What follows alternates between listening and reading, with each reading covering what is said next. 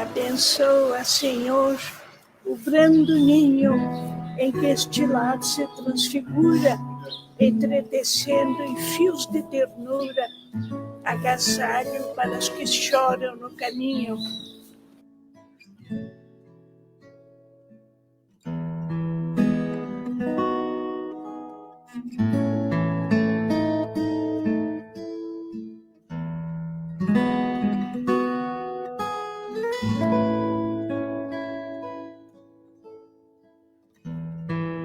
O Abrigo Espírita Oscar José Pitã foi fundado em 1949 e desde então vem amparando o idoso carente com muito amor e dedicação. Os moradores do abrigo são assistidos nas suas necessidades de alimentação, higiene, vestuário, acomodação, lazer e saúde.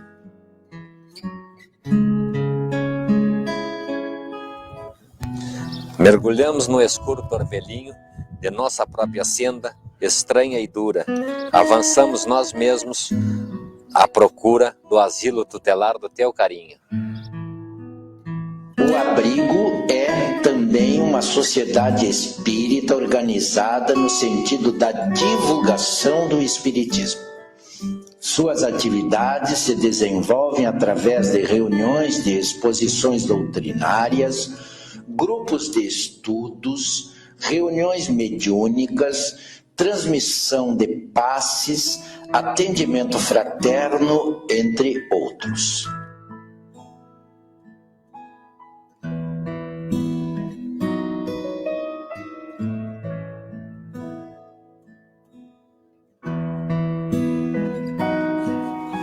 Vamos lá. Ensina-nos assim em toda parte a exprimir-te as lições ao reencontrar-te em nosso irmão que a dor punge e governa. Aos sábados, o abrigo recebe crianças e jovens nas atividades da evangelização, onde as sementes dos ensinamentos de Jesus são plantadas nos corações dos homens de amanhã.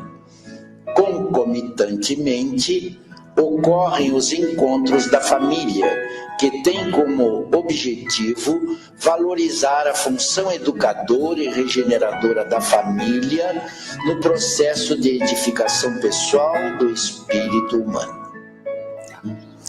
E faze desta casa o doce abrigo, em que possamos trabalhar contigo, no culto vivo da bondade eterna. Nossa instituição está de portas abertas para recebê-los. Venham participar conosco.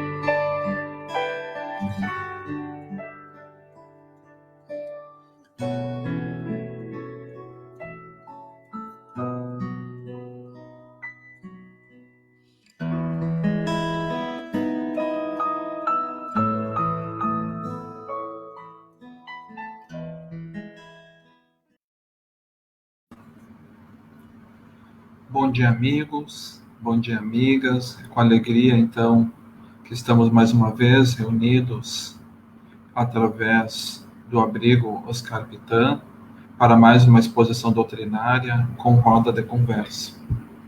Vamos iniciar, como já é de costume, com uma breve leitura selecionada hoje do livro Taça de Luz, título Educação, psicografia de Francisco Cândido Xavier, pelo Espírito Emmanuel. Educa o terreno e terás o pão farto. Educa a árvore e receberás a bênção da fartura. Educa o minério e obterás a utilidade de alto preço. Educa a argila e plasmarás o vaso nobre. Educa a inteligência e atingirás a sabedoria. Educa as mãos e acentuarás a competência. Educa a palavra e colherás simpatia e cooperação. Educa o pensamento e conquistarás a ti mesmo. Sem o alfabeto, anoitece o espírito. Sem o livro, falece a cultura. Sem o mérito da lição, a vida seria animalidade. Sem a experiência e abnegação dos que ensinam, o homem não romperia as faixas da infância. Em toda parte, vemos a ação da providência divina no aprimoramento da alma humana. Aqui é o amor que edifica. Além é o trabalho que aperfeiçoa. Mais adiante é a dor que regenera. Meus amigos, a Terra é nossa escola milenária e sublime. Jesus é o nosso divino mestre. O Espiritismo, sobretudo, é obra de educação. Façamos da educação com o Cristo o culto da nossa vida, para que a nossa vida possa educar-se e educar com o Senhor, hoje e sempre. Façamos então uma oração para unirmos-nos na harmonização do trabalho de hoje. Mestre Jesus e Deus, nosso Pai maior, iniciamos agradecendo pela oportunidade de estarmos reunidos em coração e em espírito para aprendermos e refletirmos através dos ensinamentos do nosso amado Mestre Jesus. Que os bons espíritos estejam conosco, que os nossos corações se abram para as palavras que vamos ouvir hoje e que o Mestre Jesus inspire, ampare e acompanhe as nossas amigas expositoras que vão nos trazer o estudo de hoje. Se conosco, Mestre Jesus, hoje e sempre. Assim seja. Hoje, então, o tema da doutrinária com roda de conversa é Educação, Instrumento de Libertação. Passo já de imediato a palavra para Carmen começar os trabalhos. Bom trabalho, Carmen. Obrigada, Vitalino. Bom dia a todos os internautas que estão conosco e também aqueles que vão acessar esse vídeo na quinta-feira, às 20 horas, onde também é reprisado esse trabalho do dia de hoje. Que o Mestre Jesus esteja conosco nesse dia radioso, iluminado, em que nós vamos trabalhar esse assunto tão importante para todos nós. Educação, instrumento de libertação. Então, nós nos lembramos de imediato o quanto a educação é importante nas encarnações em que nós usufruímos do corpo físico, temos uma vida na Terra e podemos, então, aprender e apreender muitas coisas diferentes e essenciais para o nosso desenvolvimento intelectual e moral. Nós lembramos que a educação, basicamente, é uma tarefa da família, diferenciando que a educação não é a mesma coisa que instrução, né? Na escola formal, na universidade, em todos os níveis de formação, nós nos instruímos. Mas aqui, neste caso, nós estamos falando numa formação muito mais ampliada, que implica em valores, em todo um conjunto de elementos que conformam esse ser único e imortal que nós somos, reencarnações afora. Então, a instrução nós recebemos na escola formal, mas a educação nós temos a oportunidade também de aprender algumas questões na escola, mas principalmente na família. E também, neste momento, nós nos reportamos à doutrina espírita, né? Como a doutrina espírita se ocupa desta educação? Que ferramentas a doutrina espírita nos oferece para que nós nos eduquemos? Lembrando sempre que nós consideramos que alguém aprende quando muda de comportamento, quando tinha um comportamento que não era tão adequado, e a partir do momento que aprende coisas novas, insere isso dentro do seu dia a dia e muda os seus comportamentos. Então, é desta educação que nós estamos falando. Com a questão da doutrina espírita, nós entramos na educação com Kardec. Então, para que nós possamos dialogar sobre a educação como instrumento de libertação, nós convidamos duas companheiras que atuam na área da educação espírita para conversarem conosco nesta manhã. Inicialmente, então, eu vou apresentar a Sônia Eisinger.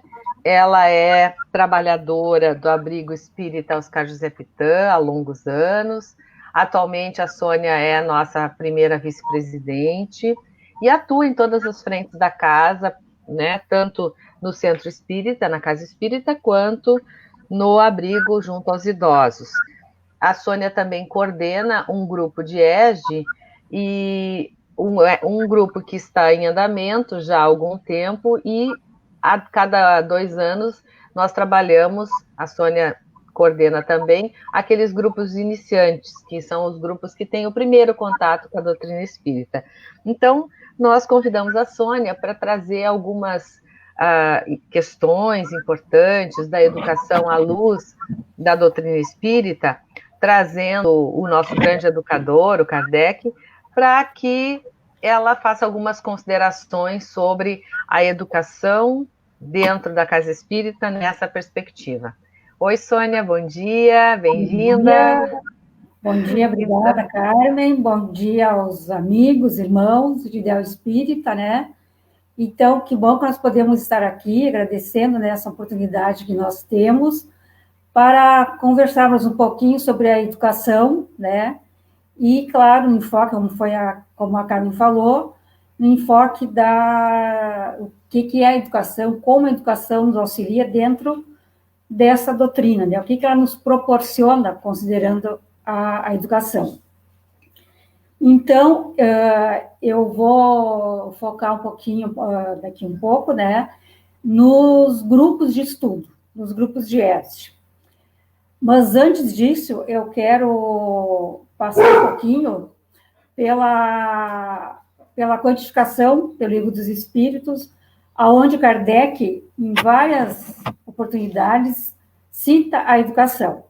Então, nós temos na parte terceira das leis morais, e não é por acaso, né, que as leis morais estão muito intrínsecas com a educação, ou vice-versa, a educação, né, tem muito a ver com as leis morais, com o nosso aprimoramento moral. Então, na lei do trabalho, na questão 685, nos comentários, o Kardec nos coloca a seguinte situação, né? A pergunta se refere ao trabalho na velhice, né? Se a pessoa de idade não pode trabalhar, né? E daí ele coloca, os espíritos colocam, que é uma responsabilidade da sociedade. E aí, em seguida, Kardec faz uns comentários. Eu vou ler para ter exatamente a ideia do pensamento de Kardec. Há um elemento que não se costuma fazer pesar na balança, e sem o qual a ciência econômica não passa de simples teoria. Este elemento é a educação. Não a educação intelectual, mas a educação moral. Ele considerava que a educação era uma arte. Então, a arte de formar os caracteres a que se incute, não hábitos, porquanto a educação é o conjunto de hábitos adquiridos. né? Então, a educação, na visão de Kardec, é a aquisição de hábitos, conjunto de hábitos adquiridos. Na questão 796, na Lei do Progresso, ainda nessa terceira parte, os espíritos nos colocam que só a educação poderá reformar os homens. E ainda nessa terceira parte, na Lei da Perfeição Moral, Kardec pergunta, né, entre os vícios, qual o mais radical? Aí nos é colocado que é o egoísmo. E mais adiante, na pergunta 917, Kardec pergunta qual é o meio de destruir o egoísmo. E os espíritos nos colocam, né, que o egoísmo é mais difícil vício de se desraizar, porque ele deriva da influência da matéria. O egoísmo se enfraquecerá à proporção que a vida moral for predominante sobre a vida material. O espiritismo transformará os hábitos, os usos e as relações sociais. E aí, no comentário dessa pergunta, Kardec faz a seguinte colocação, que a necessidade de expurgar o egoísmo, né, ele pode ser comparado, essa eliminação do egoísmo, como se fosse uma doença, né, e o combate a essa doença, né, poderá ser longa, mas não é impossível. Contudo, ela só obterá a cura se o mal for arrancado da raiz, isto é, pela educação. Não por essa educação que tende a fazer homens instruídos, mas pela que tende a fazer homens de bem. A educação convenientemente entendida constitui a chave do progresso moral. E a nossa evolução tem dois braços, né? O moral e o intelectual. No aspecto intelectual, nós até que estamos relativamente bem. O que nós estamos bastante ainda atrasados é o aspecto moral. E a educação se apresenta, dentro do Espiritismo, né, uma ferramenta muito importante. E dentro da importância da educação, do estudo, da doutrina, Kardec, na viagem espírita, em 1862, ele faz um comentário que recentemente, lá em 1862, né, formavam-se alguns grupos especiais, aonde o interesse maior não eram as manifestações, mas o estudo das obras, que naquela época, né, só existia, então, o Livro dos Espíritos e o Livro dos Médiuns. Então, além dessas duas obras, esses grupos também avaliavam, estudavam alguns artigos da Revista Espírita. No livro Obras Póstumas, Kardec tinha um projeto que é denominado Projeto 1868. E nesse projeto, ele abrange 3 aspectos, né? O estabelecimento de um estabelecimento central, que seria para nós hoje um centro espírita, né? A publicidade da doutrina, né? O aumento, né? Pela além da revista, outros materiais, as viagens, que deviam ser incrementadas, e o ensino espírita, que tinha por finalidade, né, assentar esses princípios da doutrina, né, a fim de formar adeptos esclarecidos e, assim, contribuir para o espalhamento, né, o conhecimento da doutrina espírita. Considerando o estudo nas casas espíritas, os grupos de ESG, né,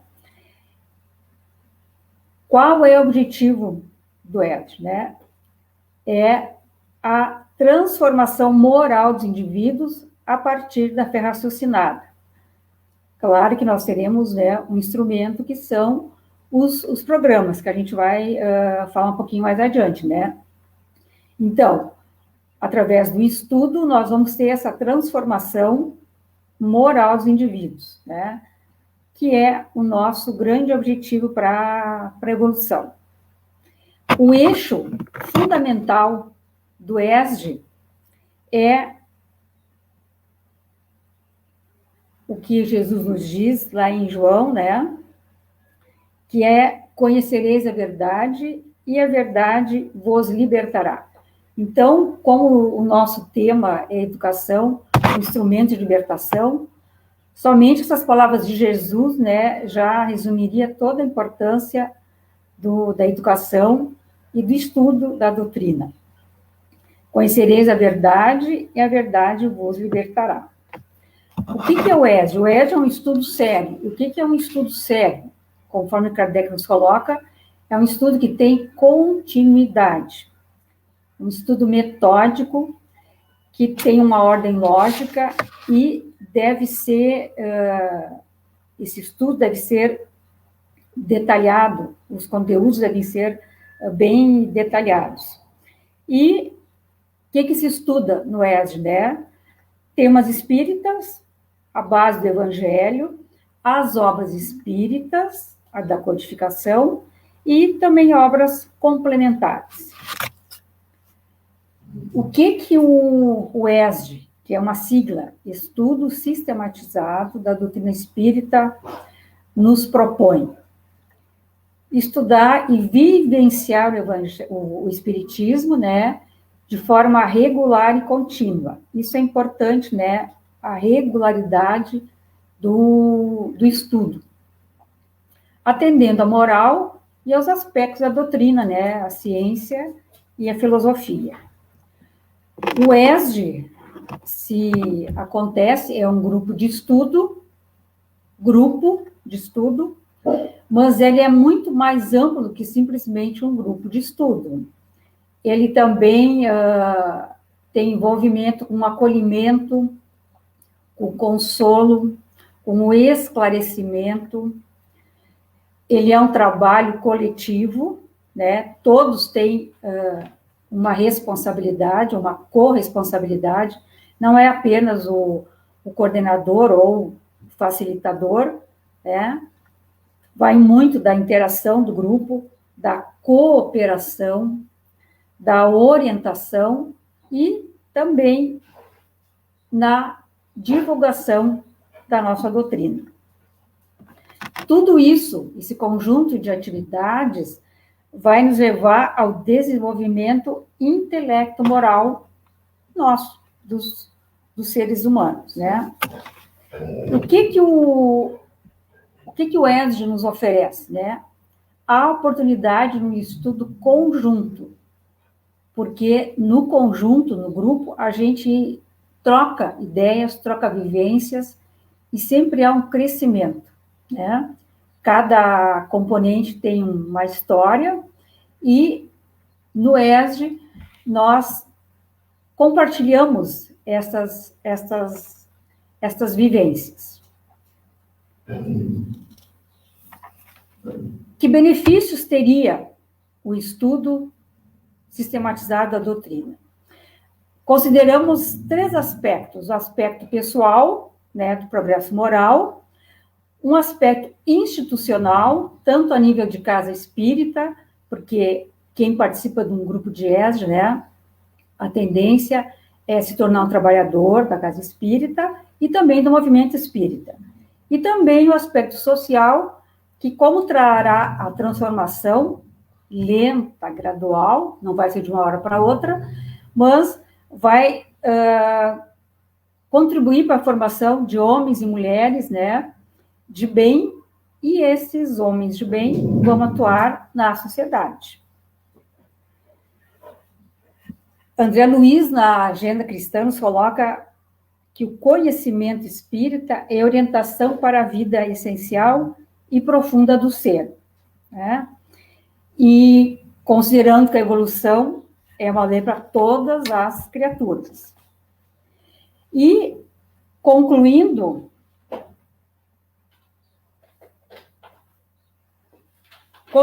nós podemos considerar ou perguntar, afinal de contas, por que o estudo do ESG, ou no ESG? Qual é essas considerações, né? Por que o ESG? Né? Porque, como disse Kardec, na Revista Espírita, pela certeza que o Espiritismo dá do futuro. Ele muda a maneira de ver e de influenciar, né, o nosso ver as coisas, né? E esse mudar nosso olhar sobre as coisas, né, é, em resumo, né, o nosso melhoramento moral.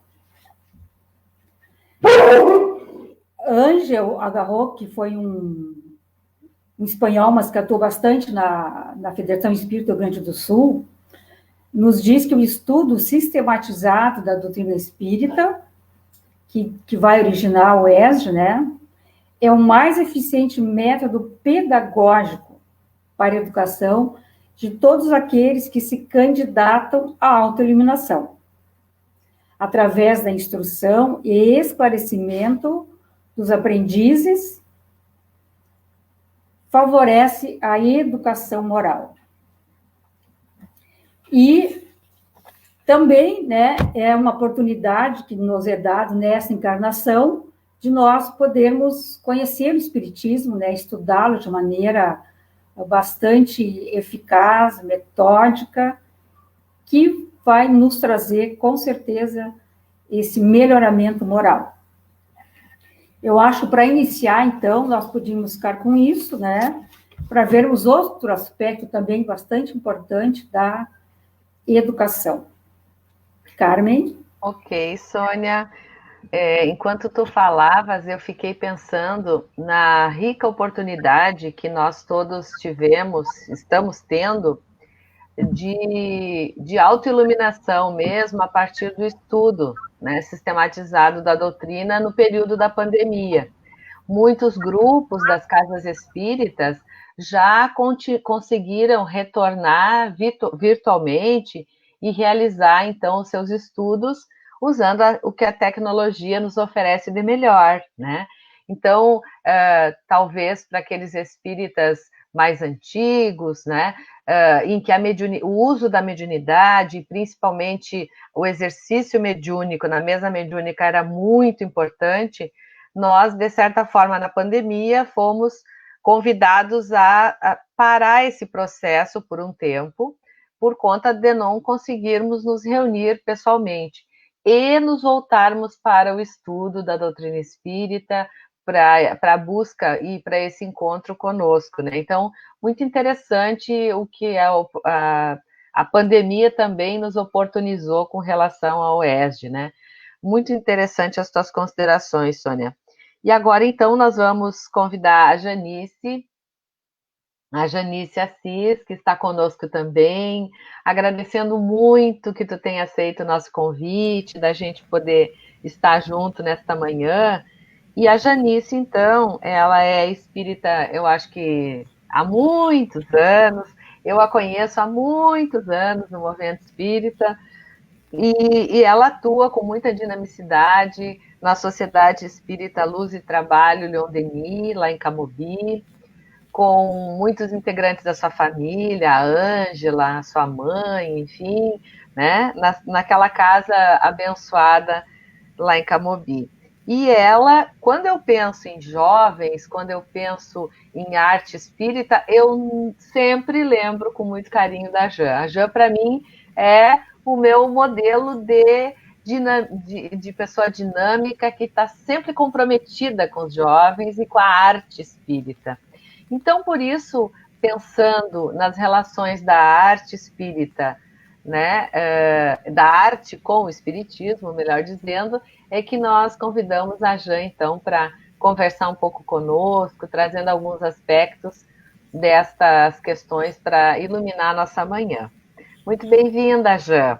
Que bom que tu está conosco. Eu que agradeço. O prazer é todo meu de poder estar participando neste momento com esses amigos tão queridos que o abrigo para nós é muito importante, porque nós vamos ao abrigo durante muitos anos, né? Participamos do mês do abrigo há muito tempo também. Ultimamente temos trabalhado em caravanas com os nossos idosos do abrigo, e é uma alegria muito grande poder estar aqui com os nossos amigos, compartilhando esse momento e falando desse tema muito importante que é a educação espírita. Então, eu trouxe aqui para as nossas reflexões alguns aspectos importantes para que possamos trabalhar dentro da arte como uma ferramenta para o processo de educação.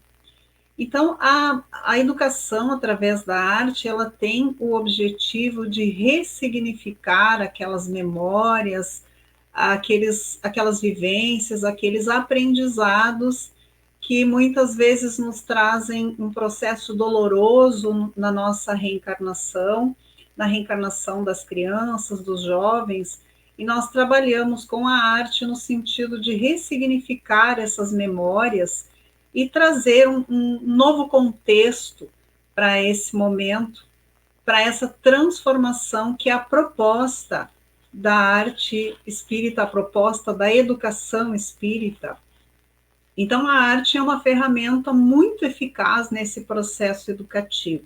Eu vou focar aqui mais na arte espírita, porque a arte, em geral, o conceito é a expressão, né, humana, ligada à comunicação, ligada à estética, mas tudo sempre é a partir do processo interior. Então, eu vou focar na arte espírita. Por que ela é importante? Kardec, no ano de 1834, quando ele ainda não estava trabalhando na codificação, na escola em que ele era diretor, ele fez um discurso numa distribuição de prêmios, e solicitando ou comunicando que eles tinham instituído um curso de música dentro do programa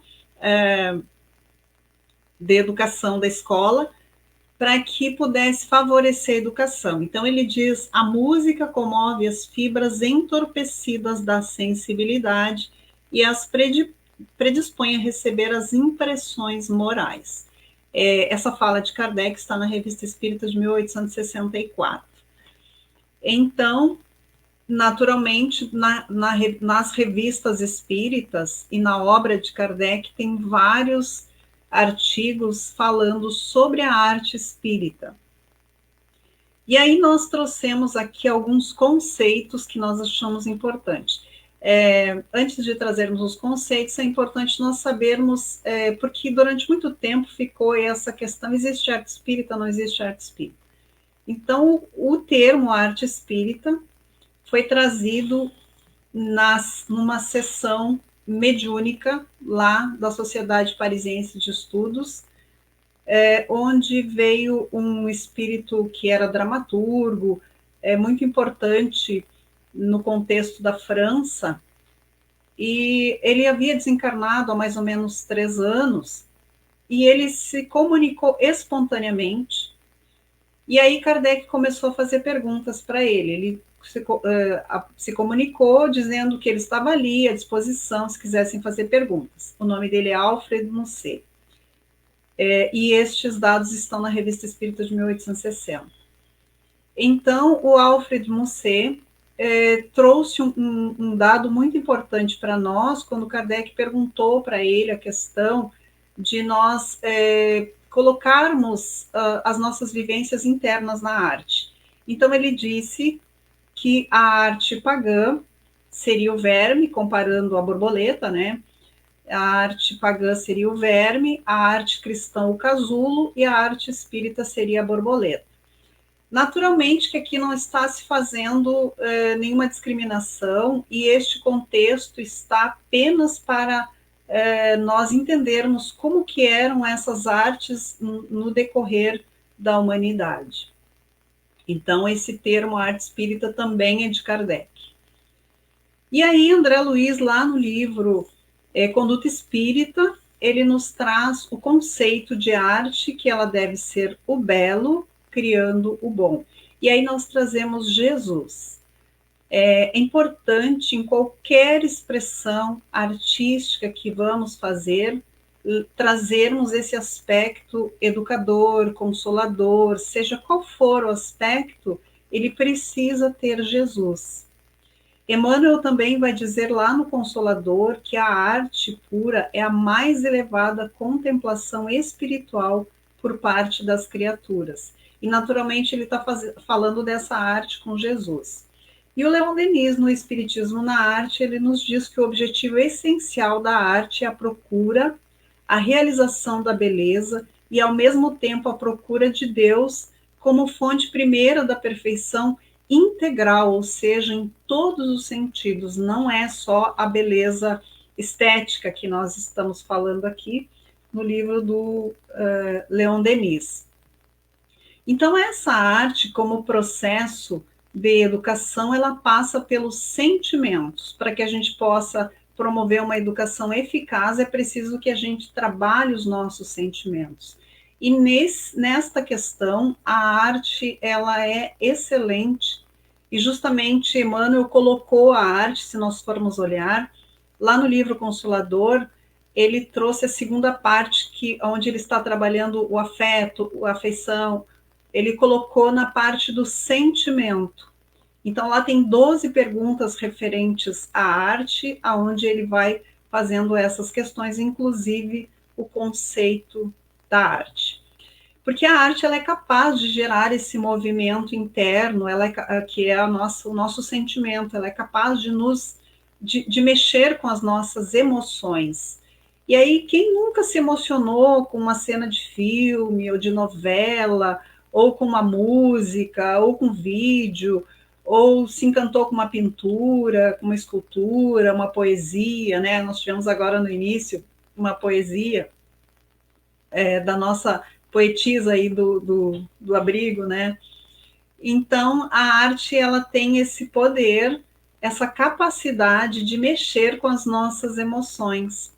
Mas as emoções, elas não são só boas. Muitas vezes, esses contextos da arte, elas mexem com as nossas outras emoções que às vezes a gente não quer mexer, como a raiva, a tristeza, o medo, e aí a angústia.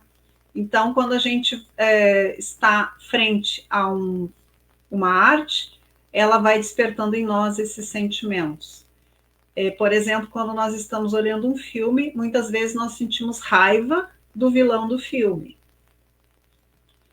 E aí, então, essa arte, ela também tem a capacidade de mudar o nosso padrão vibratório, tanto para o bem quanto para o mal. Muitas vezes nós estamos super bem, e aí a gente vai olhar uma parte da novela, ou um filme, ou até escuta uma música, e a gente se deixa impactar por esse sentimento que está ali intrínseco naquela modalidade de arte, e mudamos o nosso padrão vibratório. Mas também podemos mudar para melhor. O Leon Denis diz lá no seu livro Espiritismo na Arte, que quando a música é sustentada por nobres palavras, ela pode levar as almas às regiões celestes.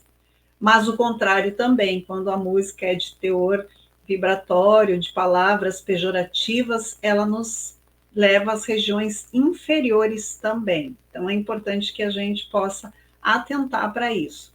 E nós, enquanto educadores, nós temos uma grande responsabilidade em sermos coerentes com aquilo que fazemos e oferecemos para o público, para as crianças, para os jovens, porque nós somos formadores dessa psicosfera, desse padrão vibratório, apresentando a nossa arte, trazendo as crianças e os jovens, muitas vezes, para também participar deste contexto. E é importante que se fale também que tudo isso forma a nossa aura e a psicosfera do ambiente em que vivemos.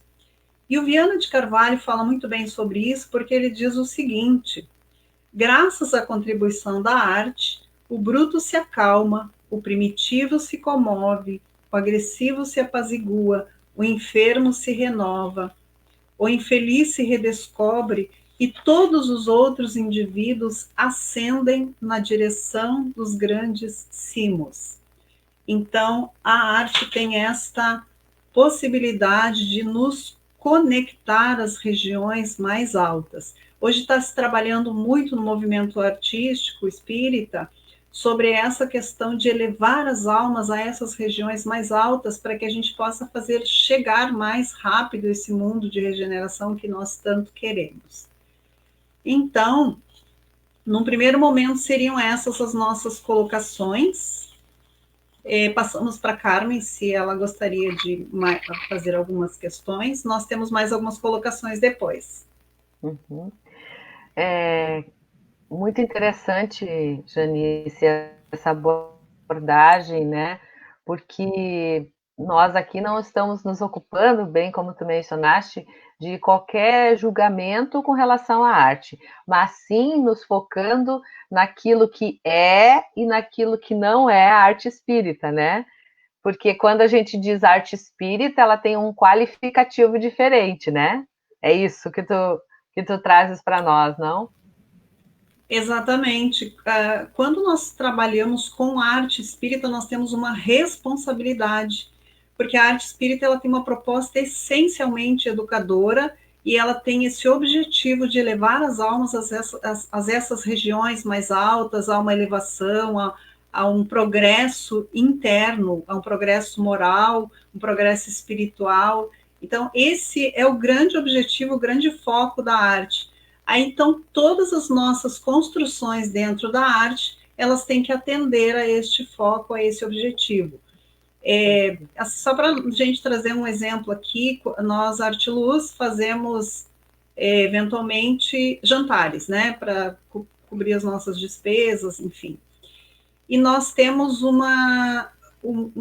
grupo que faz uma seleção das músicas que vão tocar nesse jantar dançante, para que a gente possa ser coerente com a nossa proposta de educação. Nosso jantar ele tem duas questões, que foram questões que a gente, com bastante luta, a gente conseguiu modificar. Primeiro, não trazer álcool para nosso jantar. Muitas pessoas até nos criticaram, porque, afinal de contas, né, nós estamos inseridos na sociedade. Então, as duas questões que nós temos no extremo cuidado é essa questão e a questão da escolha das músicas, porque nós acreditamos, né, que a música ela tem uma vibração, ela tem uma onda sonora, ela vai nos afetar e nos atingir de alguma forma, e que muitas vezes nós estamos distraídos neste momento e não percebemos o quanto isso pode estar nos afetando. Então, quando nós ouvimos assim, como tu disseste, Carmen, sem a gente criticar ninguém, porque cada um está no seu momento, nós temos que entender isso, cada um está no seu momento. E a arte, até como disse o Alfred Musset, a arte ela é a representação daquilo que nós somos naquele momento e que nós estamos vivendo naquele momento. Então, muitas das nossas artes, tanto das diversas expressões, começando pela música, ela tem essa expressão, a pessoa está se sentindo muito triste, está se sentindo deprimido, está depressiva, ela faz uma arte com aquele contexto. E aí, não vai dar para nós aprofundarmos nesse momento, mas nós também estudamos essa parte mais profunda das construções da arte. Como é que ela se constrói, quais são as emoções que estão ali, qual é a energia que está vinculada com aquele momento de criação.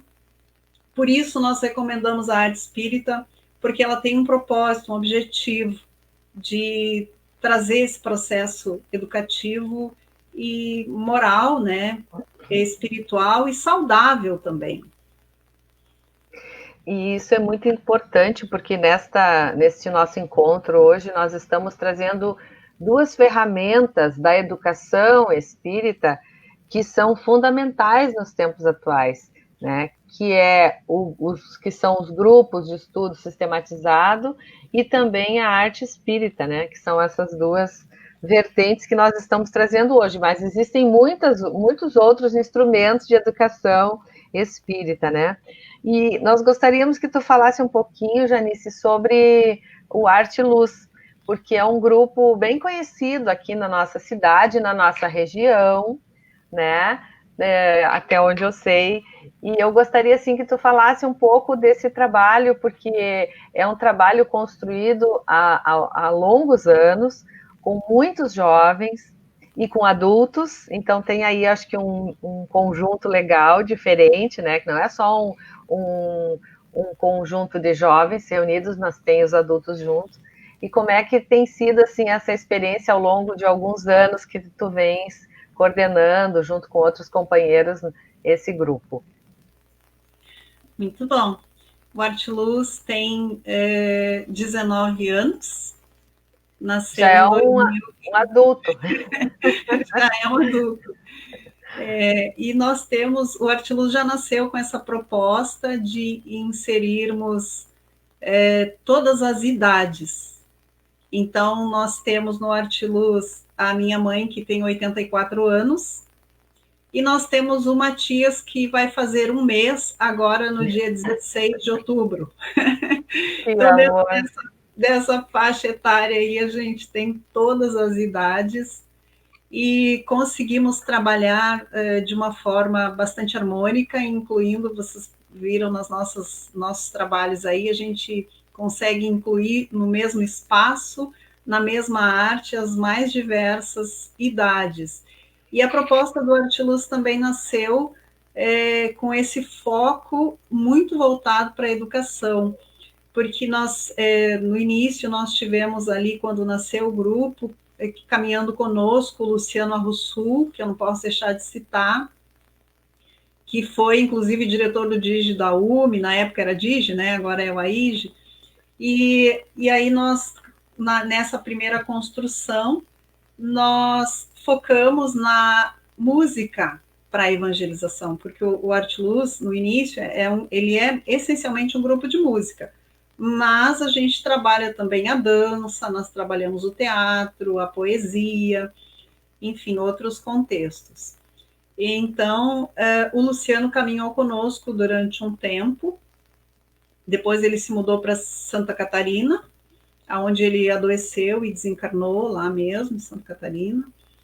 E aí a gente começou com essa proposta de música na evangelização. E o nosso foco foi o tempo todo a questão evangelizadora, e tem sido assim até hoje. Tanto a autoeducação dentro do processo da arte que nós estamos realizando, de nos educarmos, porque o processo de educação é a extração das nossas possibilidades. Então, por exemplo, se nós precisamos de alguém para fazer algum trabalho, e as nossas cenas começaram assim, a gente possibilita aquelas pessoas que estão caminhando conosco de trabalhar a sua parte artística, e muita gente, poxa, nem sabia que eu tinha essa possibilidade. No último trabalho que nós fizemos, que foi em 2019, uma pessoa perguntou quem era o artista que nós tínhamos contratado para fazer uma cena lá, que foi o Renato Paz. Então, a gente vai descobrindo, a gente vai se descobrindo e vai também aproveitando para trabalhar em nós, através da arte, a nossa sensibilidade, as nossas questões internas.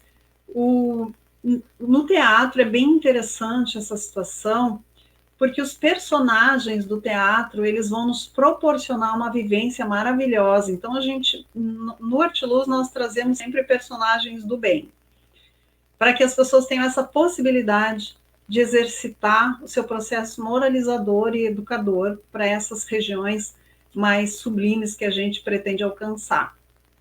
Então, o personagem, ele faz pesquisa, ele precisa ficar ensaiando aquele personagem durante muito tempo. Eventualmente, a gente faz alguma coisa mais de sofrimento, assim. Quando nós fazemos, também nós temos o cuidado de dar esses papéis para pessoas que já têm um trabalho feito assim uma caminhada na mediunidade, que já tem um equilíbrio para poder sustentar esses papéis. A gente já fez papéis muito fortes nessa situação. Em 2016, por exemplo, nós fizemos uma caravana chamada Arte de Viver, aonde tinha uma história de um suicida. Ele não, na cena, ele só falava que ele tinha ideias suicidas. Mesmo assim, a gente precisou colocar uma pessoa que tivesse uma boa sustentação, e no momento das apresentações tem alguém fazendo uma sustentação também, porque a arte ela também vai para esse viés da mediunidade. Muitas vezes nós podemos abrir canais e também podemos abrir canais do nosso passado. Então, com as crianças e os jovens, nós precisamos ter bastante esse cuidado, porque quando a gente sugere para eles que eles possam fazer tal personagem, às vezes a criança não quer fazer aquele personagem. Então, nós não devemos insistir, porque ele pode estar se sentindo muito mal, pode ser só uma timidez, mas também pode ser alguma janela do seu passado que está se abrindo naquele momento. Então, teremos que ter esse cuidado no processo educador. E aí tem muita coisa para se falar, né, Carmen? Se a gente fosse ficar aqui um dia falando sobre as nossas questões assim de arte-luz, mas eu acho que essa raiz educadora é o que mais nos chama nesse momento. Nós participamos também de alguns eventos fora do nosso como arte-luz, né? Por exemplo, a Comerge, que acontece no Rio de Janeiro anualmente. Nós vamos todos os anos. Nós promovemos o EMUSE, que acontece a cada 2 anos, que é o Encontro de Arte Espírita. Também ali na fronteira nós tínhamos o Uniarte, agora eles pararam de fazer as edições. Então são várias questões, trabalhamos já no Congresso, no Fórum Nacional de Curitiba, que eu até queria falar um pouquinho, que o movimento artístico no Brasil ele é gigantesco. Então nós temos a Abrarte, que é a Associação Brasileira de Artistas Espíritas, que ela existe desde 2007. E todo ano se faz um evento chamado Fórum Nacional de Arte Espírita. O outro evento, que é o ENARTE, Encontro Nacional de Arte Espírita. Tem a Semana Nacional da Arte Espírita, que acontece a cada 2 anos também, o ano passado teve. Tem a Mostra Nacional de Dança, e por aí vai. Tem vários eventos que são promovidos pela Abrarte. E a Abrarte ela é ligada à federação, ela é uma entidade específica, né, do Conselho Federativo da FEB mesmo, né, Federativo Brasileiro. Então é importante que a gente diga que a arte ela está muito gigantesca nesse contexto. Nós fomos, por exemplo, no Fórum de Curitiba, onde tivemos a oportunidade de levar um trabalho sobre o EMUSE, que é o nosso encontro de música espírita, e também ter o contato com vários outros irmãos trabalhadores lá em Curitiba que puderam nos possibilitar. Atualmente nós estamos organizando alguns eventos a nível federativo, né? Nós estamos como multiplicadores da arte e assessoria de arte da federação também, e estamos trabalhando nesse sentido agora, nos reinventando nessa pandemia para a gente poder fazer com que a arte possa ficar de uma forma assim acessível a todos, né? Essas questões que tu nos traz, assim, nos remete a refletir que não basta ser artista para trabalhar na arte espírita, tem que ser um artista espírita, precisa reunir muitos elementos, né? E eu acho que tu traz com muita propriedade, assim, a responsabilidade de um coordenador dessa área com jovens, com crianças. Tu nos traz, assim, alguns aspectos dos cuidados que a gente tem que ter, né, na percepção desses componentes, inclusive na vida, no andamento da vida, porque às vezes acontecem incidentes que dificultam essa integração deles no grupo, ou que precisa repensar papéis, enfim. Mas é importante para a gente ouvir isso, considerando assim, a grande dimensão da arte espírita, né?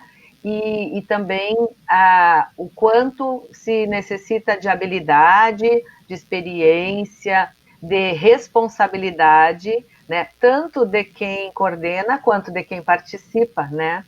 desses movimentos artísticos, porque nós temos muita arte, mas nós precisamos aprender, como espíritas, se desejarmos, escolher aquilo que realmente contribui na nossa caminhada, né? Então, acho que tu traz uma dimensão assim que talvez os nossos internautas, as pessoas que estão nos ouvindo, nem imaginam do movimento artístico espírita no país, né? Muito legal, muito importante mesmo essas questões. E eu queria chamar a Sônia para a gente também trazer, Sônia, algumas questões com relação aos grupos, porque me parece, assim, pela nossa experiência com grupos, que também não basta só boa vontade para se coordenar um grupo de ESD, assim como não basta boa vontade para se participar de um grupo de ESD, né? São necessários outros ingredientes, outras características para que o grupo de ESD atinja seu objetivo, que é estudar a doutrina espírita, né? Com certeza. Para ser participante do grupo de ESD, né, preferencialmente, né, o candidato já deve ter alguma noção, né, de conhecimento a respeito da doutrina, porque numa proposta da FEB, o estudo do ESD seria um segundo degrau, né, de uma escada de conhecimentos, né, da doutrina, né? Existe uma proposta pedagógica, né, elaborada por especialistas espíritas, né, dentro da FEB, e o primeiro contato de estudo com a doutrina, né, se sugere que seja o IE, que agora era o antigo IED, né, agora é Introdução ao Estudo do Espiritismo, né, que é um curso rápido, né, que fala, assim, de aspectos gerais da doutrina. E a partir deste primeiro contato, né, então se sugere, se a pessoa quer continuar, que daí ingresse a um grupo de ESD, né. Então, existe uma corresponsabilidade, eu diria, né, do grupo, porque grupo já diz o nome, né, não é o facilitador, né, nem o participante, é o grupo, todos participam, né. E é interessante que a vivência é importante, né? A gente vai criando laços afetivos que são muito interessantes, né? E, inclusive, agora, da pandemia, né?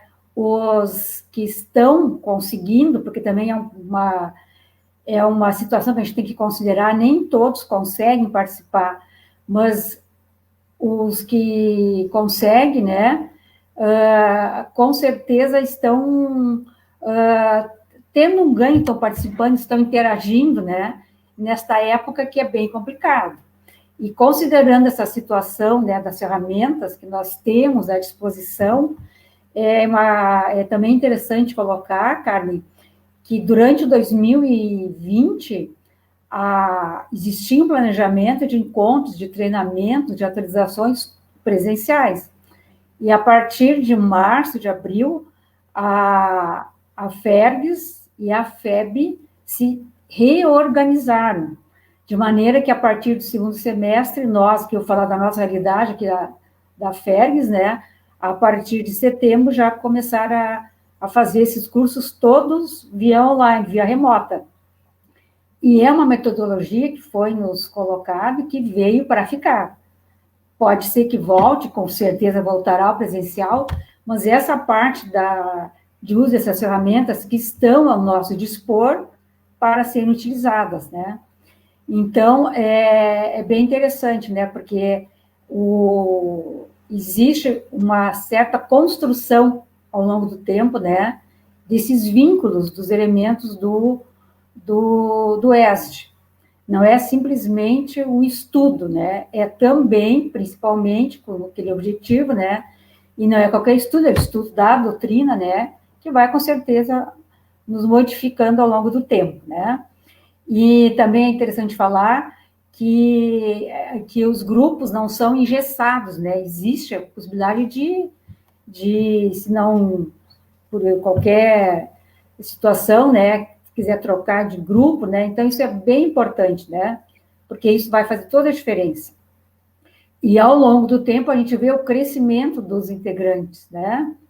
Os integrantes vão preparando temas assim, e vão nos surpreendendo, né? Surpreendendo a todos, né? Então, isso faz parte do autoconhecimento, do crescimento individual e, ao mesmo tempo, conjunto, porque nós somos um grupo, né? Nós somos um grupo. E existe, dentro da Federação Espírita, né, uma área que se encarrega desta área, né, que é a área de estudo. Então, nós temos orientações, né, para a implantação, né, a manutenção e o apoio desses grupos, né, que fazem parte da área de estudo, porque dentro da área de estudo existem outros estudos, né, o de introdução ao espiritismo, que é o IE, tem o ESG, tem o estudo das obras básicas, e tem o EAD, que é o estudo aprofundado da doutrina espírita. Então, nós estamos muito bem instrumentalizados, né, com essas obras que a Federação nos coloca à disposição. Então, nós estamos bem, com um suporte bem interessante. E eu queria colocar duas coisas em relação à educação, né, uma em relação à arte espírita, como é importante, né, e ainda pouco explorado, né, quem dera todas as casas tivessem esse grupo de arte, né, a música é a mais conhecida, né, e como uma música cantada no início de uma doutrinária, por exemplo, que isso é uma coisa que a gente tem mais comum no nosso diário, né, nas nossas casas espíritas, como ela nos acalma e como ela nos coloca em uma vibração, né, a gente entra em sintonia com a espiritualidade superior, né, então isso é muito importante, né, essa elevação, e como a música, né, como a arte, todas elas, né, é um alimento, né, para a nossa alma. E a arte espírita, melhor ainda, né, o alimento com Jesus, qualificado. Né? Qualificado. E outra coisa interessante, eu queria colocar, que eu não sabia também, né, agora aprendi com a Janice, né, essa visão que Kardec tinha, né, como grande educador que foi Kardec, né, veio o espírito preparado, né, porque ele estudou com Pestalozzi, né, que na época foi um expoente, e ele revolucionou, ele mudou completamente o ensino, né, a educação da França, completamente, né, mudou os paradigmas E depois ele se inteirou e conheceu, né, o espiritismo e aplicou na doutrina, né, todos esses princípios, né. Então, essa referência, a gente nunca pode deixar de esquecer que foi um grande educador, Kardec, e também considerou o aspecto da arte, né, já lá no início da codificação, né. Então, interessante esse aspecto da arte também como fazendo parte, né, de uma ferramenta educativa ao longo dessa nossa caminhada. Soninha, quando a gente estava offline, tu lembrou sobre o surgimento dos grupos e a importância do estado do Rio Grande do Sul, né, na federação. Foi. Porque, assim, segundo alguns documentos, né, a divulgação da doutrina no Brasil teve uma massificação. Então, basicamente, eram as exposições doutrinárias. E, em 1978, né, uma reunião de orientação da Federação Espírita do Rio Grande do Sul, o espírito Ángel Aguarrot, que foi um espanhol, né, já era espírita, viveu na Argentina há um tempo, e veio depois para o Rio Grande do Sul. Ele participou da fundação da FERGS, ele foi um dos fundadores da FERGS. Legal. E foi um dos primeiros presidentes da FERGS. Em 1978, ele dá uma comunicação através da Cecília Rocha, que é uma trabalhadora bem conhecida nesse ambiente educacional, né? E ele faz um alerta, né, uma convocação ao movimento espírita, né, para uma ampla tarefa de divulgação das obras básicas da doutrina, promovendo um estudo sistematizado. Isto foi em 1978, então a FERGS recebeu isso, né, e no próprio ano já começa a preparar os polígrafos, né, os materiais para estudar, e em 78, então, surge no Rio Grande do Sul a campanha de estudo sistematizado da doutrina espírita.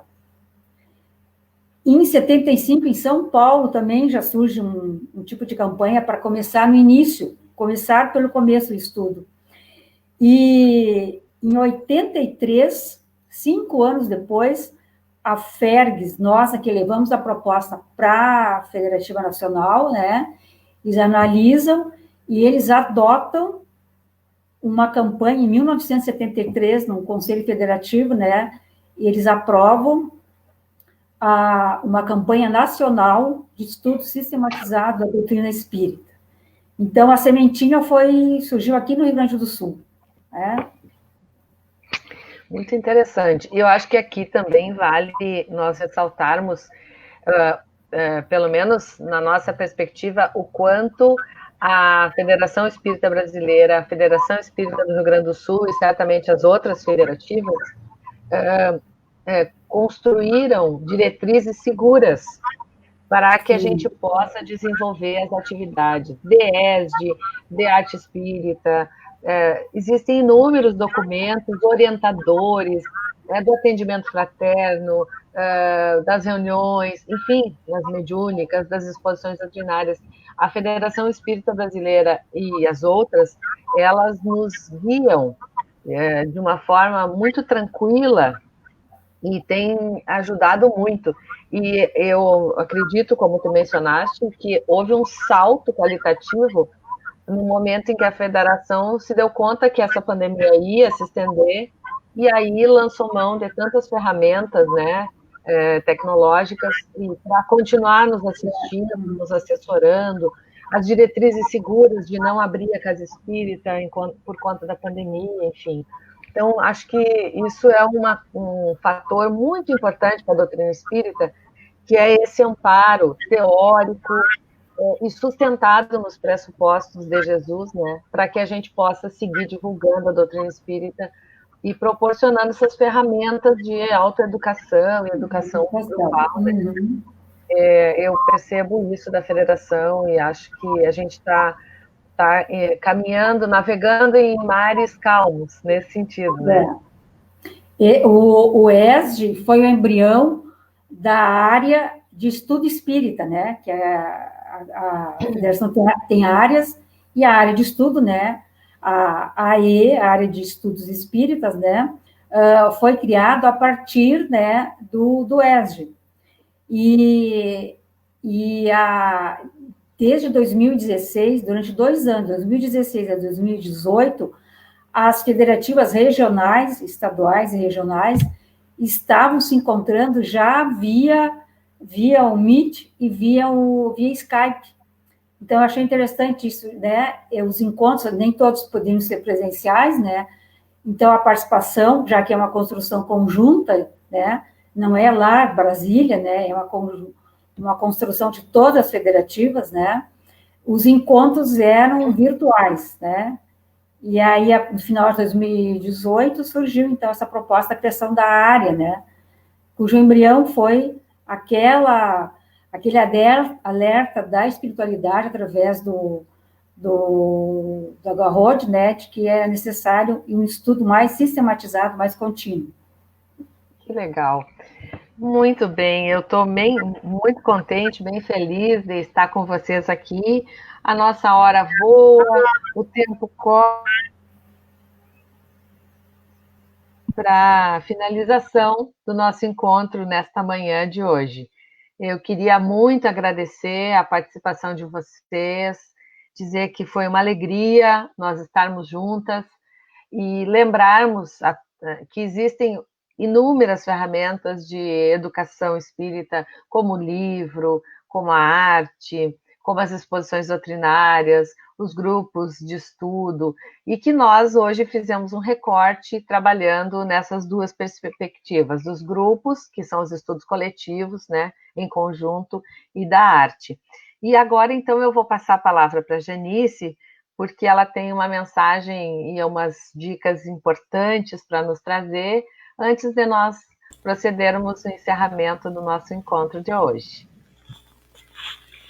Ok, então eu queria, já que a gente falou tanto em arte espírita, né, eu queria deixar aqui uma informação importante, porque às vezes o evangelizador ou o coordenador do estudo, o facilitador não sabe aonde encontrar esse material. Então tem um acervo, que é um site, www.acervoespírita.com.br, e ontem eu falei com o Gabriel, que é o idealizador desse acervo, para atualizar quantas músicas nós temos. Ele diz que tem mais de 7.000 músicas espíritas cadastradas no acervo, e claro, tem várias que não estão cadastradas ainda. Então a gente tem como ter esse acervo. Já tem música instrumental para quem os trabalhos mediúnicos, né? Tem alguns artistas, o Moacir Camargo, por exemplo, que trabalha com evangelização, mas também tem música instrumental. Tem o Clayton Prado, que também já está fazendo música instrumental. E nós temos, por exemplo, assim, para evangelização mais específico, nós temos as músicas para evangelização. Quem quiser buscar lá, Moacir Camargo, em São Paulo, o Júnior Vidal, no Espírito Santo, que está com um projeto novíssimo agora, inclusive, a Cacá Rezende, que esteve agora também, até no nosso congresso aqui do Rio Grande do Sul, ela fez a música de abertura. Nós temos em Porto Alegre o Evangelizar e Amar. Nós temos em São Paulo o Grupo Ânima, e está se formando aqui no nosso, mais para a fronteira ali, com alguns multiplicadores lá, nosso companheiro da federação, que é o Vladimir, um grupo chamado Rebentos do Futuro, que estão fazendo músicas do nosso Rio Grande aqui, que eles estão elaborando ainda esse trabalho. Então, só para a gente deixar assim as pessoas a par, né, de onde buscar isso. E aí, as outras modalidades, dança, teatro, tudo a gente vai encontrar lá na internet. Tem o site oficial da Abrarte, né, só colocar lá Abrarte, que já vai aparecer seminário para evangelização. A cada 15 dias tem um encontro, um estudo sobre arte com um convidado. Enfim, tem várias coisas importantes. E para finalizar, então, eu queria trazer uma mensagem importante, que a gente pudesse refletir nesse momento que nós estamos confinados, nesse distanciamento social, que esse momento é um momento muito importante para nós fazermos a nossa autoeducação. E aí, dentro disso, eu queria perguntar para nós que tipo de arte nós estamos consumindo no nosso lar. É importante a gente observar, e aqui não vai nenhuma crítica a ninguém, trazemos novamente que cada pessoa está no seu contexto, mas é importante nós observarmos que tipo de filme nós estamos assistindo, que tipo de novela, que músicas, enfim. Porque essa arte, nesse momento, ela vai fazer a sustentabilidade do nosso padrão vibratório como ser individual, do padrão vibratório coletivo do nosso lar e também do padrão vibratório do ambiente físico do nosso lar. Então, essas energias que vêm através desses elementos artísticos, eles vão fazer todo esse contexto da nossa sustentabilidade, do nosso padrão vibratório. Então, aí vem junto as companhias espirituais, muitas vezes nós voltamos ao passado, e nós viemos para ressignificar os nossos comportamentos e fazer escolhas que nos elevem, que nos iluminem, que possam nos possibilitar essa energia de luz que nós viemos. Então, é importante a gente pensar num filme que nos eleve, numa música que nos auxilie e não nos coloque mais tristes, mais deprimidos, enfim, é importante a gente perceber isso. E nesse momento, então, que finalizamos esse trabalho maravilhoso, agradecemos desde já essa oportunidade. E também nós queríamos convidar os irmãos que estão conosco neste momento, que possamos nos colocarmos diante de Jesus. Vamos enviar energias também para os nossos queridos vovôs do abrigo, né? Porque eles precisam muito dessa energia de luz. E vamos enviar energias também para os nossos familiares, encarnados e desencarnados, para os nossos irmãos que estão sofrendo por esta pandemia, pelos trabalhadores que não estão conseguindo fazer este distanciamento e precisam estar nessas frentes de trabalho. E vamos pedir por nós também, para que tenhamos força e coragem de passar por este momento com equilíbrio, promovendo a nossa educação. Essa música chama-se Mar da Vida e eu trouxe ela com um objetivo específico. Neste momento, muitas pessoas estão deprimidas e ela é usada muito para trabalhar com suicidas, inclusive na espiritualidade, nestes locais onde estão esses irmãos.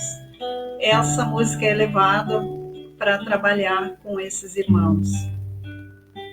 É uma música de um espírita chamado Alan Filho, e nós convidamos a todos para que possamos enviar essas energias positivas, nos envolvermos e enviarmos também para os nossos irmãos, todos que estão necessitando neste momento.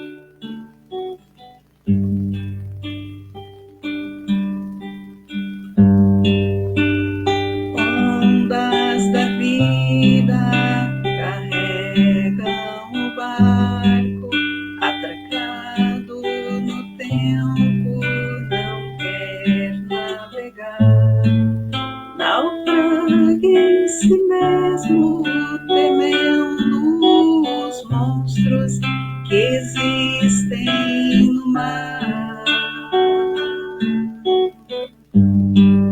O monstro da morte consegue sozinho fazer com que barcos prefiram parar. Mas monstros não existem sequer nas mentiras contadas no mar. Vai e enfrenta as tormentas do além-mar. Issa as velas da coragem pra lutar e ir além. Estrelas do bem vão te guiar. Vai que o Cristo seja luz em seu hogar,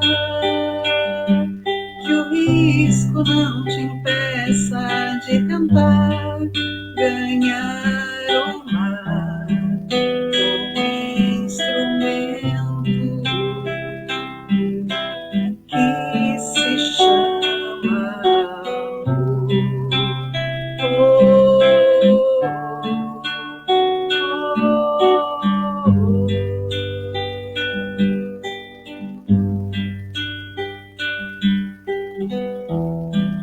Mestre amado de todas as horas,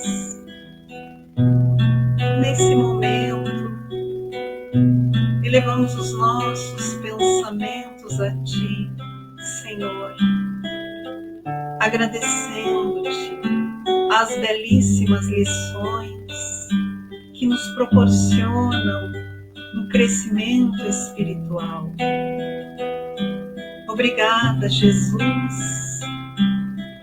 por esse caminho, essa trilha de luz que traçaste para nós. Mas queremos também te rogar por todos os nossos irmãos que estão passando por dificuldades, rogar por nós mesmos, para que possamos vencer as nossas mazelas internas, as nossas angústias, as nossas tristezas, os nossos medos, e possamos, Jesus, seguir contigo nessa trilha de luz. Pedimos Que o teu olhar meigo, nazareno, acolhedor, possa alcançar todos os nossos irmãos em sofrimento nessa imensa humanidade, para que cada um possa ser consolado, possa ser amparado, possa ser iluminado, amenizando as suas dores, as suas angústias. Por fim, Senhor, te agradecemos do fundo de nossas almas pelas bênçãos que descem sobre nós, pelas luzes que nos acolhem neste momento, pelo teu amor e pela tua paz incondicional. Muito obrigada e que assim seja.